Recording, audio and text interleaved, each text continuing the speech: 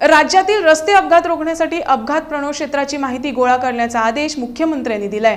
त्याचबरोबर अपघात कमी करण्यासाठी प्रसार माध्यमांनी देखील जागृती करण्यासाठी पुढाकार घ्यावा असं आवाहन पर्रीकर यांनी केलंय। याच उद्देशानं इन गोवानं बुधवारी परवरीतील महामार्गावरील वाहतूक सुरक्षेचा आढावा घेतला। यावेळी वाहतूक खात्यानं उभारलेले ट्रॅफिक सिग्नल लोकांना गोंधळात टाकत असल्याचं दिसून आलं। पाहूया इन गोवाचा हा विशेष वृत्तांत। नमस्कार, इन गोवाच्या या विशेष कार्यक्रमामध्ये आपलं स्वागत आहे। आपण बघत आहोत वाहतूक सुरक्षेविषयीचे विशेष कार्यक्रम। या ठिकाणी सध्या राज्यामध्ये अपघातांच्या मालिकांचं सत्र सुरू झालेलं आहे आणि तुम्ही बघितलं असेल की गेल्या 100 दिवसांमध्ये तब्बल 1156 अपघात झालेले आहेत। याच्यामध्ये जवळजवळ 95 जणांचा बळी गेलेला आहे। याच्यानंतर प्रशासनाला जाग आल्याने प्रशासनाने काल मुख्यमंत्री मनोहर पर्रीकर यांनी वाहतूक अधिकाऱ्यांची बैठक घेतली आणि त्या बैठकीमध्ये वाहतूक सुरक्षा कडक करण्याचे आदेश दिलेले आहेत। अत्यंत बेशिस्तपणे वाहन चालवणारे, हेल्मेट परिधान न करणारे, त्याचबरोबर दारू पिऊन वाहन चालवणारे यांच्यावर कडक कारवाई करण्याचे आदेश मुख्यमंत्र्यांनी दिले। त्याचबरोबर अत्याधुनिक सामुग्री घेण्यासाठी मुख्यमंत्र्यांनी सूचना दिलेल्या आहेत, जसं की अल्कोमीटर, स्पीडोमीटर, गाडीचं स्पीड जे आहे ते तपासण्याचं मीटर आहे ते घेण्यासाठी, त्याचबरोबर CCTV घेण्यासाठी त्यांनी आदेश दिलेला आहे। आणि त्याचबरोबर झेब्रा क्रॉसिंगवरती ज्या प्रकारे बेशिस्तपणे वाहने चालवली जातात त्याला लगाम लावण्याचा आदेश दिलेला आहे। पण इतकं सगळं केल्यानंतरसुद्धा हा खरं म्हणजे गेल्या अनेक वर्षापासून हा उपक्रम राबवला जातो आहे। परत मिटिंगा घेतल्या जातात, आढावे घेतले जातात, त्याचबरोबर ज्या ठिकाणी अपघात घडतात त्या अपघात घडणाऱ्या ठिकाणांचा अहवाल घेऊन त्याच्यावर अभ्यास केला जातो आहे। पण प्रत्यक्षात अपघातांची मालिका मात्र काही कमी होत नाही आहे। तर याविषयी सरकारला या गोष्टी काही नजरेला आणून देण्यासाठी आमचा हा एक छोटासा प्रयत्न आहे की आम्ही आज या ठिकाणी परवरी या भागामधल्या वाहतूक व्यवस्थेचं जे चित्रण आहे ते आम्ही दाखवणार आहोत। साधारणतः हा जो भाग आहे राष्ट्रीय महामार्ग 17वरचा हा भाग आहे आणि आपण सध्या ग्रीन पार्क या ठिकाणी उभे आहोत। ग्रीन पार्क ते परवरीमधल्या साई सर्व्हिसपर्यंतचा भाग आहे। हा हायवे अत्यंत धोकादायक आहे। या ठिकाणी बरेच अपघात घडत असतात। या महामार्गावरती कशा प्रकारे वाहतूक व्यवस्था आहे, कशा प्रकारचे सिग्नल्स आहेत आणि त्याच्यामुळे वाहतूक व्यवस्थेचे कशा प्रकारे शिस्त लावलेली आहे हे आपण बघणार आहोत। ग्रीन पार्कपासून जेव्हा आपण पुढे जातो पणजीच्या दिशेने तेव्हा पहिला सिग्नल येतो तो सांगोला येथील जंक्शनमधला। तर चला तर आपण त्या ठिकाणी जाऊया आणि त्या ठिकाणची व्यवस्था बघूया।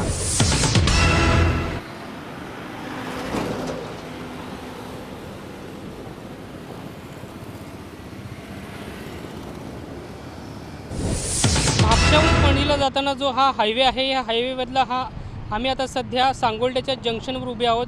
हायवेवरती लागणारा हा पणजीला जातानाचा पहिला सिग्नल आहे आणि या सिग्नलवरती तुम्ही बघू शकता माझ्या उजव्या बाजूला जो रस्ता जातो आहे तर हा रस्ता सांगोला भागामध्ये जातो। त्याच वेळेला डाव्या बाजूचा जो रस्ता आहे या ठिकाणी हायवेच्या डाव्या बाजूला तुम्ही बघू शकता हा रस्ता आराडी सुकूर या भागामध्ये परवरीच्या जात आहे। आणि या जंक्शनमध्ये एक सिग्नल लावलेला तुम्ही बघत आहात आणि या सिग्नलमध्ये काही गोष्टी कन्फ्युजिंग आहेत, चुकीच्या आहेत आणि त्या आम्ही तुम्हाला लक्षात आणून देतो। ह्या सिग्नलमध्ये जेव्हा हा सिग्नल जो आहे तो सुकूरवरून जेव्हा गाडी या बाजूला जाते सांगोल्याला त्यावेळेला केवळ 20 सेकंदाचा कालावधी दिला जातो, तर हायवेवरील गाड्यांना एकूण 40 सेकंदाचा कालावधी दिला जातो।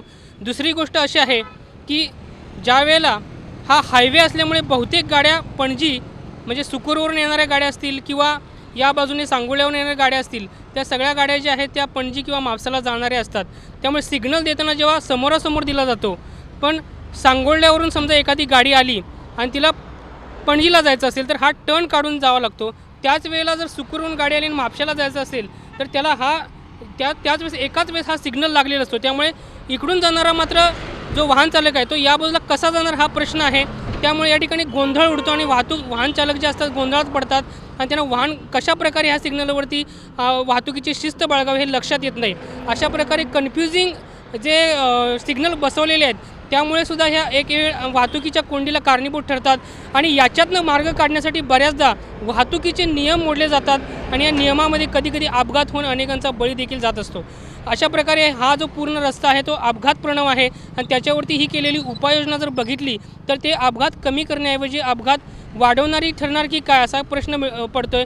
या ठिकाणी आता दुपारची वेळ असल्यामुळे मोठं ट्रॅफिक नाही आहे, पण सकाळच्या वेळेला जेव्हा रश आवर असतो, लोक कामाला जात असतात किंवा संध्याकाळच्या वेळेला कामावर सुटल्यानंतर ह्या हायवेवरती प्रचंड ट्रॅफिक असतं, त्यावेळेला हा प्रश्न फार मोठ्या प्रमाणात निर्माण होतो.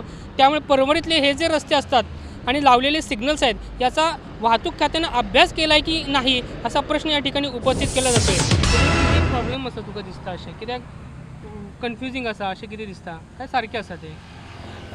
See the signal which we are getting from say Mapsa till Panjim, the duration of stop, like for 20 seconds what they put, it should be little extended, because if it is 20 seconds everybody needs to go and take overtake and stop just beside the line. Okay, but it's not so. Everybody, when everyone want to go and be there, again there will be a problem of traffic jam and things are going on.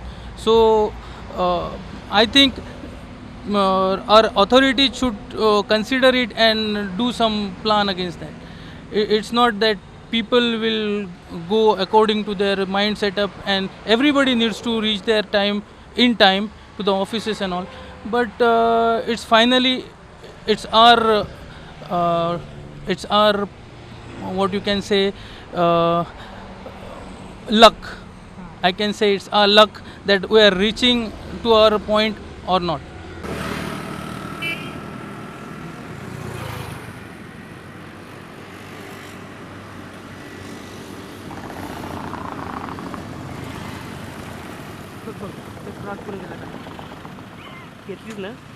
मी तर ऑनच ठेवलं आहे. यानंतर आपण बघणार आहोत पुढचा signal. लगेचच जो दुसरा सिग्नल लागतो तो वडाकडे नावाचा जो स्टॉप आहे या ठिकाणी, तिथे दुसरा सिग्नल लागतो. तिथला देखील आपण अभ्यास करत आहोत. तो सिग्नल देखील कसा कन्फ्युजिंग आहे हे आम्ही वाहतूक खात्याच्या निदर्शनास आणू इच्छितो. हा पहिला सिग्नल आहे. या सिग्नलमधले जे गोंधळ आहेत ते लक्षात घेतले तर याच्यावरती काहीतरी लवकरात लवकर तोडगा काढणं गरजेचं आहे. याचा अभ्यास करणं वाहतूक खात्यानं गरजेचं आहे. आणि या ठिकाणी जे वाहन चालकांचे जे गोंधळ उडत आहेत ते वाहतूक खात्यानं लक्षात घेऊन याच्यावर उपाय काढावे. याच्यानंतर आपण पुढच्या सिग्नलकडे जाणार आहोत. पाहत राहा इन गोवाचा हा कार्यक्रम.